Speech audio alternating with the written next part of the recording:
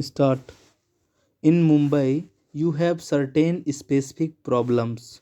I refer to one problem which is mentioned to me by every single foreign tourist who come to Mumbai. Full stop. This is the entrance of the city. Full stop.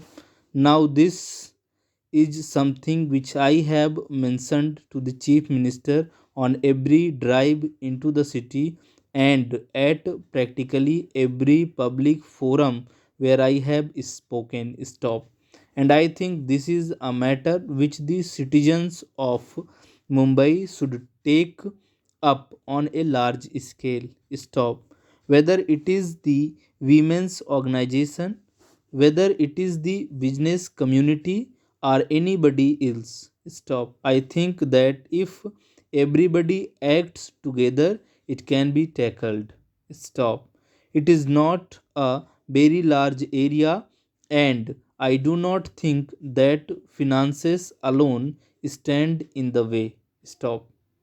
It is not only the image of Mumbai which is suffering, but Mumbai being one of the important gateways to India, it is the image of India which suffers thereby.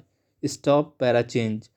You have, Mr. President, mentioned in your address the present policy of the government, which is to encourage new entrepreneurship and talent. Stop. But what have businessmen done to identify and promote such talent of when there is no death in the country? Question mark. The bigger business and industrial establishments, by trying to foreclose profitable lines of business and sometimes by seeking to produce everything under the same roof, are in allied establishments succeed in keeping out new talent from entering into business field. Stop. Associations such as yours and other chambers of commerce should draw up concrete scheme to foster new entrepreneurship and talent. Full stop. One suggestion which was made at the last meeting of the custodians of the nationalized banks was that some of the senior and professionally qualified executives in bigger establishments who have the necessary skill could step out and start small scale enterprise to provide employment to young engineers and other technical personnel. Stop.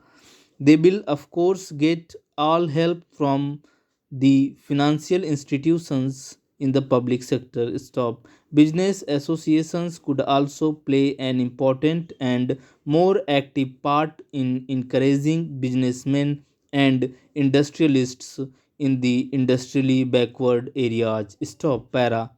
As regards the organizational setup of the new nationalized banks, comma, I think there is hardly any need for me to reiterate the assurance which I have already given, that is, that we do not propose to set up a top heavy organization, and we do envisage maximum problem possible freedom and flexibility of operation of individual banks consistent only with certain broad social objectives, and that the functioning will be completely insulated from extraneous political influences. Full stop. But we do envisage that the banks should function as an active instrument for the furtherance of the economic and social objectives.